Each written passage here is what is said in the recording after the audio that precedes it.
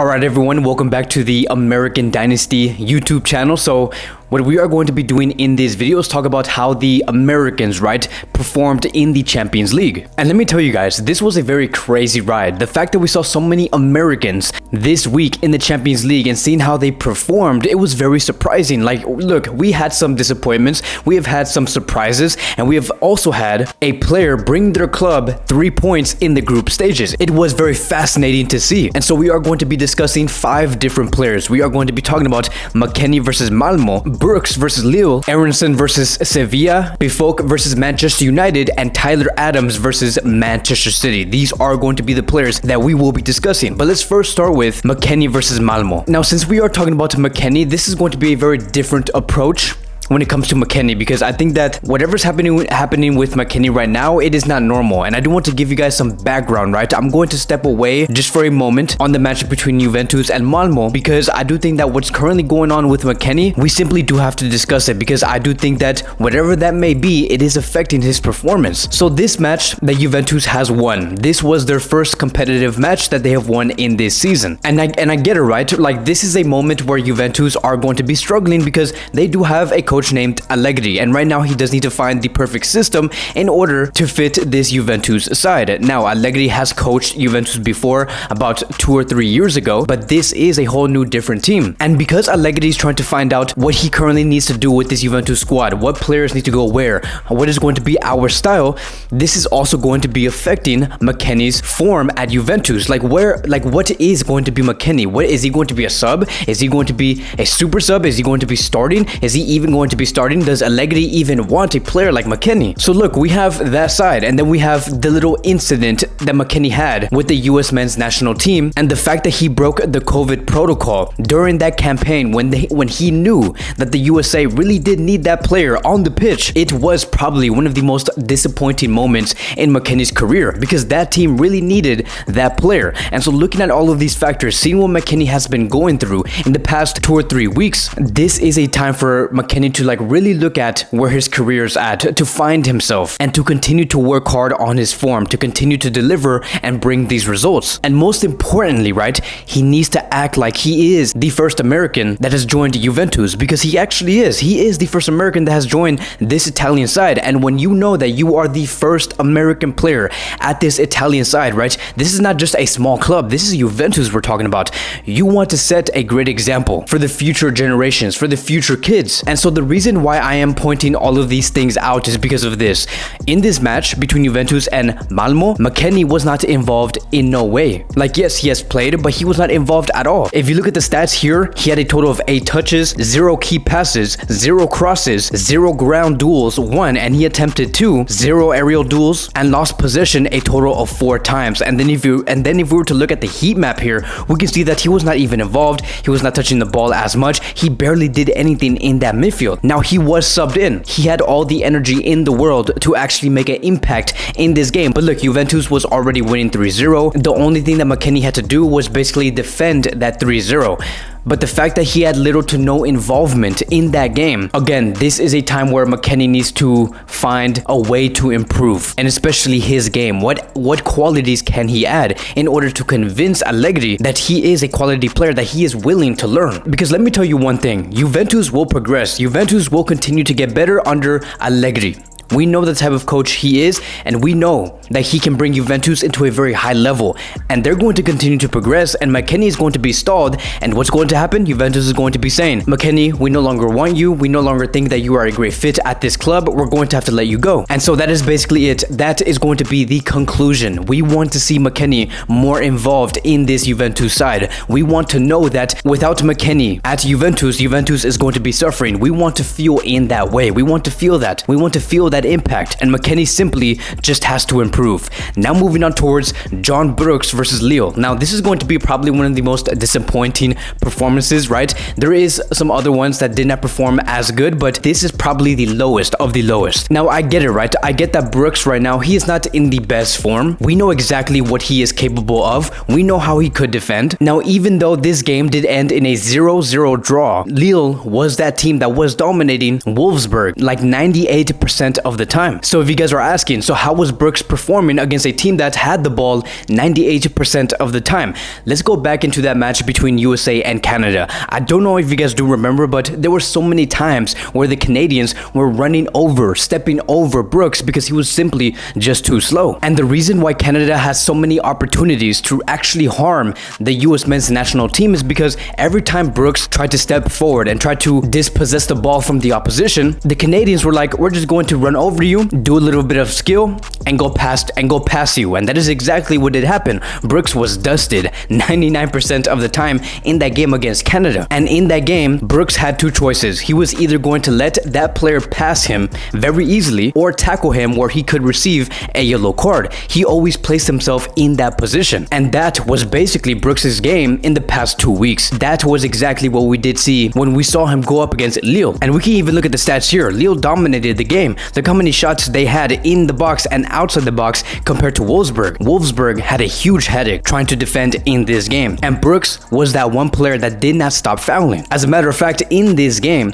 Brooks actually received a red card, and it is because of a ridiculous handball. Now, it did seem like it was not intentional, like he was not trying to stop the ball with his hands, but the fact that he had to step inside to defend the opposition so many times, and the fact that we either had to see him receive the handball or receive a yellow card because of a harsh tackle, I think that the one thing that we have to learn from Brooks's game and what he has to learn is this: he needs to understand what his best position is and what his limitations are. I think that with Brooks trying to step in all the time to dispossess the ball from the opposition, and especially in this game, that is not ideal. That is not his strength. And if he wants to continue to do this and he believes that this is the best thing that he could offer defensively, then he's going to have to work on this a lot on the training ground with his coach to understand how to defend properly and not be so nervous and be like, oh my god, what do I need to do? Do I need to tackle this player? Do I need to kick him on the foot? What do I do? But look, in the end, it ended 0-0. But this is not a center back that we want to see represent the US men's national team. Again, he has played very well before. But if you're going to go in this route, if you're going to go through this dip, this drought, and you know that we are going to be playing in about 3 to 4 weeks and go into the second camp and play against Mexico, Jamaica, you're going to have to be 100% because fouls like this cannot be committed when we are facing those international teams. Now I do want to move on towards the next one, and that is going to be Aaronson versus Sevilla. Now this was a wild game to see Salzburg bring that game towards Sevilla and Sevilla also trying to bring that game towards Salzburg. It was such an interesting and tactical match. Now look, this game did end 1-1, but it could have been 3-3 or it could have been 3-2 because there were so many penalties that was actually taken in this match, and that is because Sevilla could not stop fouling. But the fact that Salzburg had to fail on 2 penalties, it was so disappointing because I felt like Salzburg could have scored maybe 3 goals or 4 goals in this game. They could have won 4-2. They could have won 4-1. I do think that there was a total of 3 penalties taken. I haven't really searched up that stat, but there were a lot of penalties. And then, yeah, like Sevilla and Salzburg, they brought the game. They both wanted to attack. They both came with one ideal game plan, and that is that they wanted to score, that they wanted to come out with 3 points. But I do think that Salzburg, in the end, they had the upper hand. And the main reason why I'm saying that is because this Salzburg team, the way that they pressed Sevilla was so sharp. It was so on point that Sevilla really struggled to get out from the back. And of course, right, when you know that Salzburg was pressing 100% of the time, they had more chances. They received the ball more. They had more shots. And one of the main people that was leading that charge in the press, that was dispossessing the opposition so many times, it was Aaronson. Aaronson was the face of the press. And Aaronson in this game, he did play behind the 2 forwards and in front of the midfielders, so he was playing as a attacking midfielder. And because he was in that position, he either did 2 things. He either pressed the opposition, like what we have discussed, tried to dispossess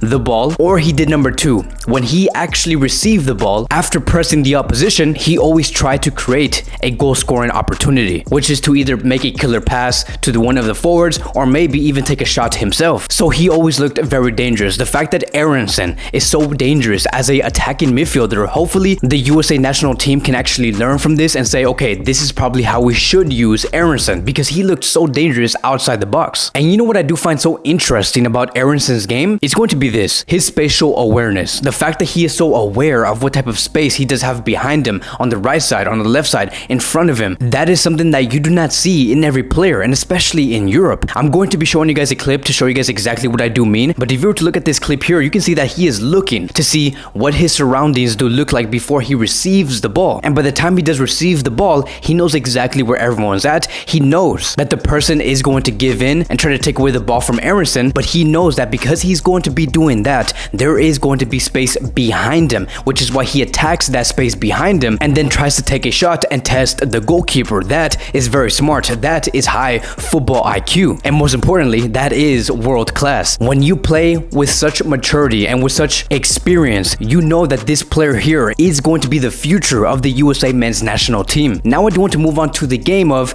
Youngboys versus Manchester United. Now again, this is where everything gets very excited. This is where the adrenaline does come in, because we are going to be talking about Pefok. And in this game, again, I'm going to give you guys some context. Youngboys actually took the game to Manchester United. When you thought that Man U was going to go into this game and probably score goals with Sancho and Cristiano Ronaldo and Pogba and Bruno Fernandes, many of us were thinking Youngboys stood no chance. But in this game, Youngboys actually brought a great performance, and I am so glad to see these type of underdog teams give a huge slap to the face to one of the biggest clubs in England. So David Wagner really did impress with the Youngboys. And look, Manchester United actually dominated the first 37 minutes, but up until we passed the 37th minute, Man U actually received a red card and they were playing with 10 men. And from there and moving forward, Youngboys were dominating the game. And so United and Youngboys were leveled 1-1 up until the 95th minute. And many were asking, okay, is Youngboys going to come out with 1 point?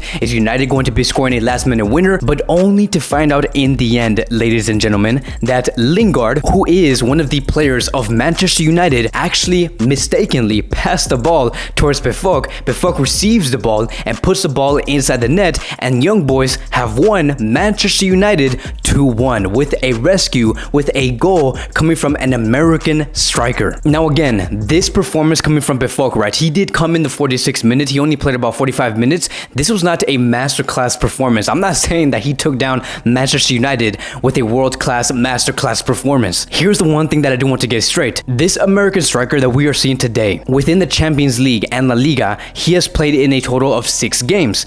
And within those 6 games, he has scored 4 goals and provided 1 assist, which basically means that he has participated in a total of 5 goals within a span of 6 games. That is a striker who is on form. And the fact that one of those goals came against Manchester United and you took 3 points away from Cristiano Ronaldo's Manchester United, that is only going to give the American striker a boost of confidence. And the fact that he is on form, and the fact that he is always involved, and the fact that he has scored a goal like this, the USA men's national team needs to be very excited and enthusiastic on where the attacking options could go within the next 4 to 5 to maybe even 6 years. We have Matthew Hoppe, we have DK, we have Sargent, we have Pepe, who is doing great, and now we have Pefok. We have so many strikers in this team that we do not even know who is going to be starting in the starting 11 in the World Cup of 2022 and 2026 and be that definitive number 9 for the national team. But whatever does happen, whoever it may be, it's going to be so exciting to see who that player could be. And now lastly, I do want to talk about Leipzig versus Manchester City, which was, I believe, one of the most entertaining games we have seen in this week, if not probably the most entertaining match we have seen. So we are going to be discussing about Tyler Adams. Tyler Adams in this game, I'm going to be very honest, it was a very disappointing performance, just like right next to John Brooks